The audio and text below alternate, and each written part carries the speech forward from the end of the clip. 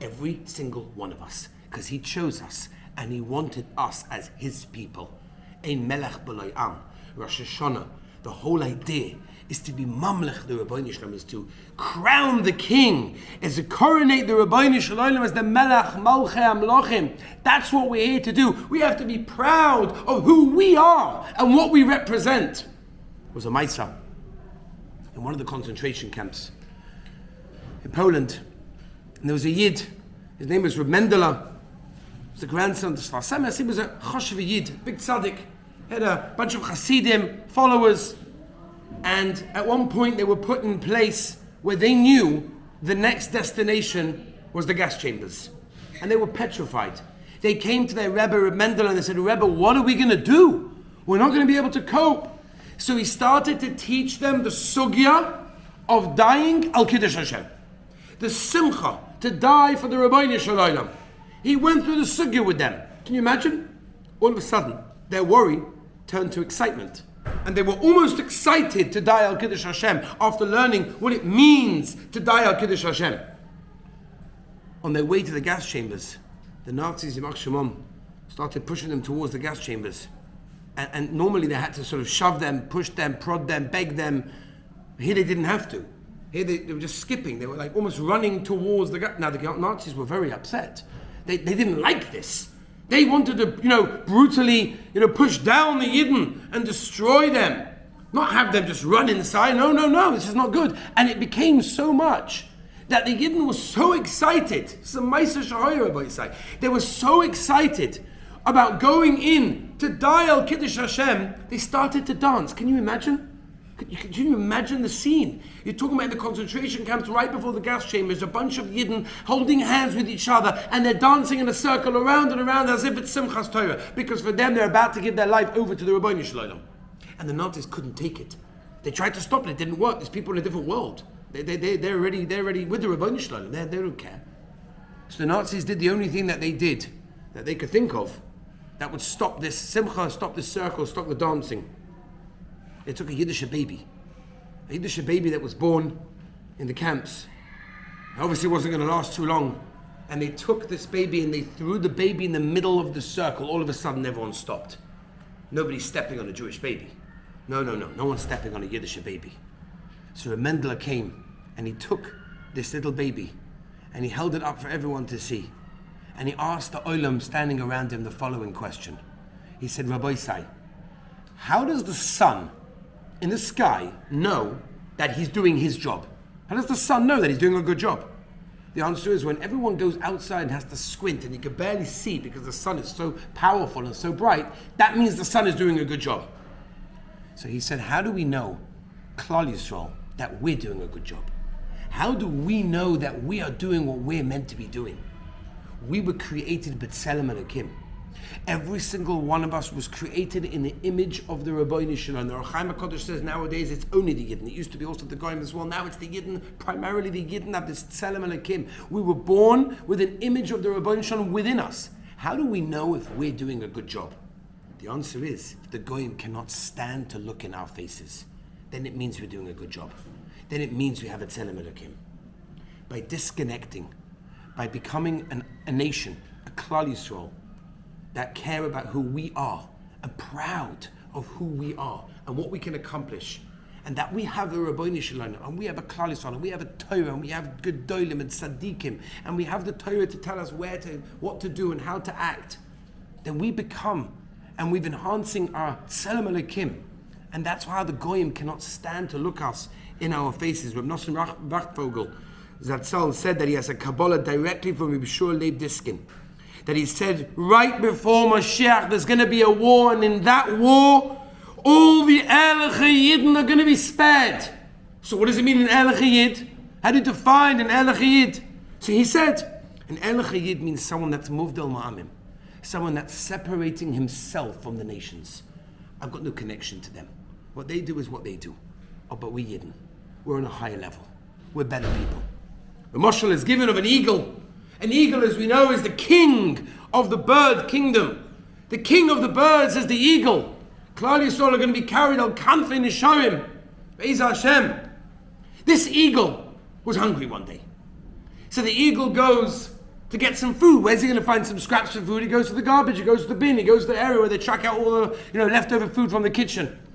So he goes and he starts scrounging around, he's rummaging all over the place. And lo and behold, there's a little pigeon there. This pigeon is also looking for some food. And the pigeon looks at the eagle and says, "Wow, Adoni HaMelech, the king of all the birds, you and me, we're in the same garbage dump." The eagle looking, thinking, so I don't think I belong here. So he, flies up to the roof of the area over there, and he starts looking. Maybe someone threw something from one of the apartments, whatever. Maybe I'll find something. And he sees a chicken, and the chicken's like, Adoni HaMelech, the king of all the birds, the eagle. Me and you, we're on the same roof. And he's like, "Well, no, you're the chicken, I'm the eagle. No, I don't belong here." And he starts to go up. And that's how it continued. Because he realized who he was. And he didn't belong in the garbage dump. He didn't belong in the bin. He didn't belong with all the little scraps on the floor.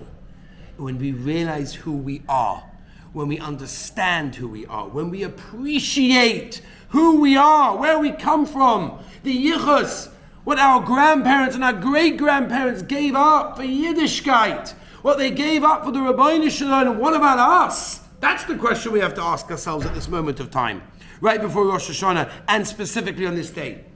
Dalige Koshnet Samagid once said over the following mashal. There was a carpenter, not just a regular carpenter, someone that makes beautiful furniture, but this was the top of the line, the most specialized, unbelievable, unique carpenter that made the best carpentry, woodwork, furniture to be found almost in the world. Whatever he created went for so much money, was sold in auctions. It was amazing. He made unique pieces. He made a unique piece for a very wealthy fellow that wanted a very nice piece to put in his dining room, to put and display all the diamonds and the watches and the pearls and the jewelry. And he wanted to show everyone that walked into his house all of these things. So he asked the carpenter to design the most beautiful piece for him. So the carpenter spent months and months designing it and finally putting it together.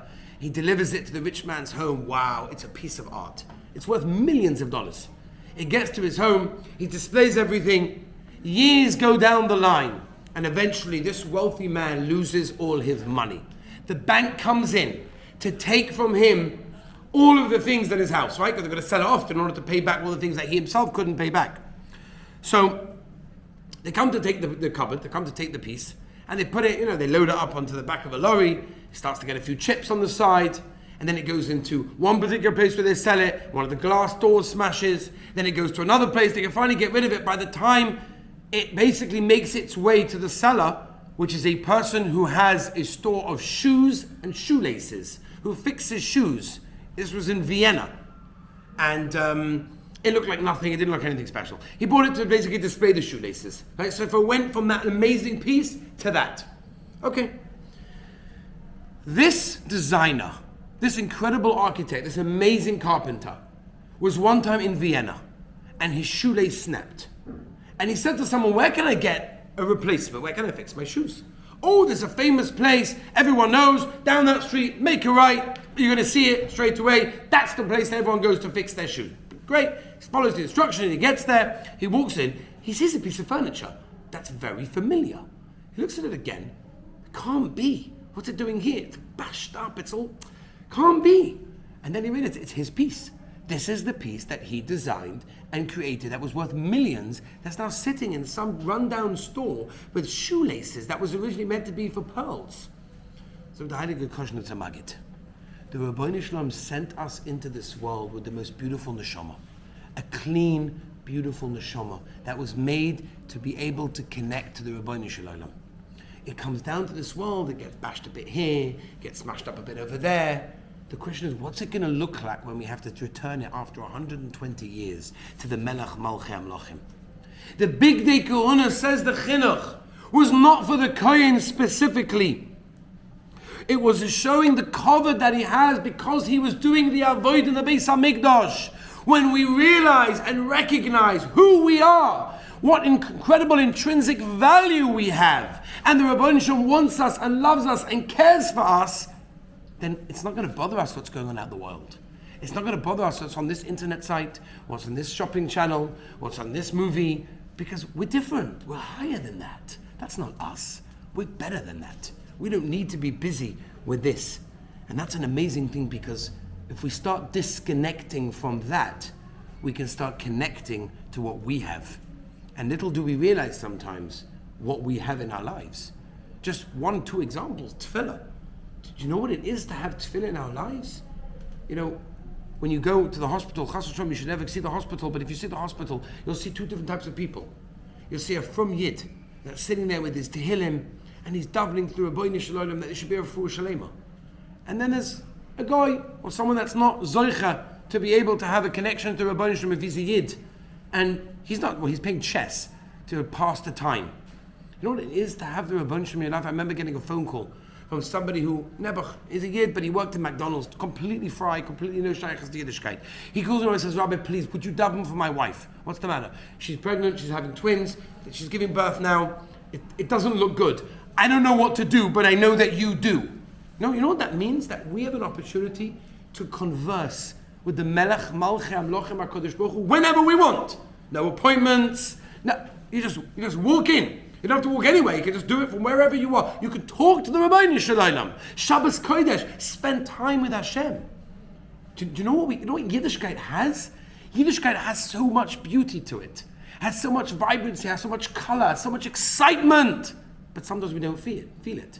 And we don't feel it because we're so connected to the outside world. And we don't see it because we're so busy with what's going on in everyone else's life.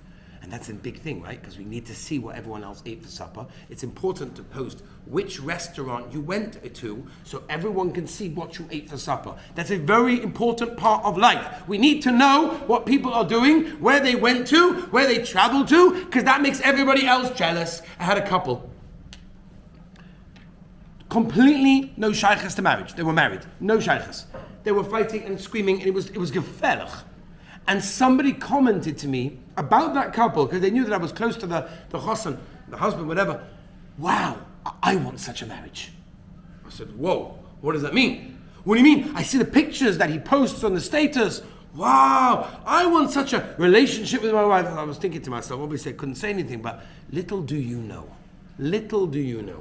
Like somebody once, one of my bochum, he actually went to Scotland, and he posted a bunch of pictures of him having fun and hiking and interesting mountains and beautiful rivers in Scotland. And at the end, he said a very, very nice aside.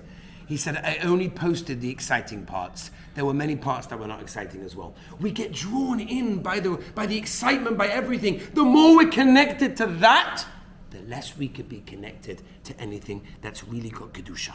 And that's something we have to realize. You know, just picture the scene. You're young. But Be'ezus Hashem is but it's going to happen. You're going to get married. And when you get married, there's a chuppah, and after the chuppah there's a yichud room. Yichud means privacy, private, chassan and kala, that's it.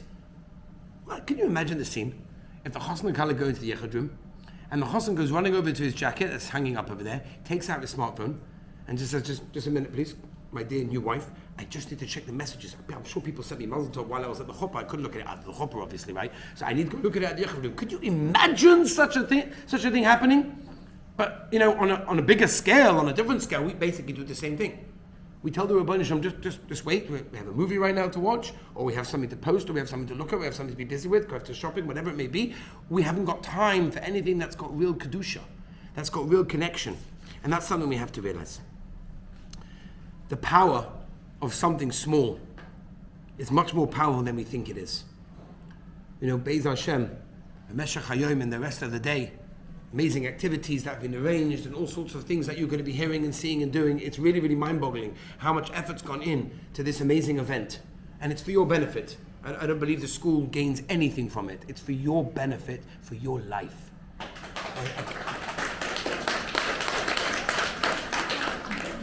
Really special, really, really special. Baruch Hashem. Taka is supposed to be in it, it's supposed to be part of this incredible idea.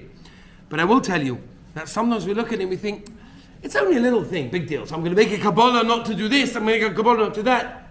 Does it really make a difference? So I'll just tell you one idea on that and we'll move on. It's an amazing story of Aaron Cutler. Rabbi Aaron Cutler, before he came to Lakewood and established the BMG, Beis Medrash Gvor, one of the greatest and biggest yeshivas in the world, he was in Poland. And in order to cross the border to leave the war, which is what he was intending on doing, he had to hire people to cross the border. It was a process of leaving the border was not simple. He had to hire people on that end, hire people on that end. They had to smuggle him through. It was a whole... He did it. He made it. Baruch Hashem. Reb Aaron made it to the other side of the border. He sighed a breath of relief.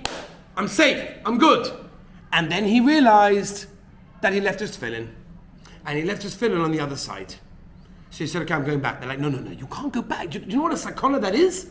It's not that you just did it now. You're going to have to do it. You're going to go back in, which is a sakana, and then go back out again, this is a sakana. It's impossible. It's my tefillin, he said. I'm going back. I'm not leaving my tefillin. They had no choice. Who's going to argue with Reb Aaron? So they hired people again. He was going to go in, middle of the night, stay by some local Goyish farmer that lived near the border. And again, towards the morning hours, before it gets too light, he's going to smuggle back in. Be'ez Hashem will be out and everything will be gavaldik. So he manages to get through. He knocks on this Goyish farmer's door. Can I stay over the night? Sure, no problem. He's used to it. You give him some money. Sleeps on the farm. Very good. Comes the next morning, before he leaves, before Reb Aaron Kotler leaves to go on his journey back for the final time, hopefully, across the border, he puts on his tefillin. Because he wants to daven before he goes. This week he daven, Yeshiva Das, puts on his tefillin. And the Goyisha, which he thought was a guy, was looking at him and started to cry. And Reb Aaron said, is everything okay? Why are you crying? He said, because I think I remember my father wearing those things also. I think I remember my father wearing... I never wore them, I never got them. The war broke out, whatever. But I never saw this before. But I remember my father putting them on. I didn't know anyone actually puts them on anymore. Reb Aaron realized that this person was a Yid. And he said, would you like to put on tefillin? And he said, sure, I'd love to put on tefillin. He put on tefillin. The first and last time he put tefillin on in his life. Reb Aaron crossed the border. He made it over. He made it to America. He opened in Lakewood. They're one of the biggest yeshivas in the world. Years later, Reb Aaron said over the story, he had a dream. And in this dream, this person, this Yid came to him. This farmer, this was the non-Jew that was really a Jew. And he said, Rabbi, I want to tell you something. When I left this world, I couldn't really get very high up there. But then they said, hold on a minute. One time he put on tefillin. Once. And for that one time, we'll let him go all the way up. We don't realize the koyach, the power, the strength of one simple maisa, what it can do. One simple Kabbalah, one simple idea, one small step in the right direction. You know, we're in Antwerp, so we have to discuss diamonds. So diamonds, as they tell me, if you have a little bit, bigger than another diamond, it's not the pshat that it's just worth a little bit more because it's a little bit bigger. It's worth a huge amount more because the diamond is very precious. So that even the tiniest thing that you add to that diamond is going to add in massive value. What does that mean to us? That means that every single one of us is that diamond. And the smallest thing that we look at as a small thing is not a small thing in the Rebbeinu Shem's eyes. It's a great thing. It's an amazing thing. Every single person here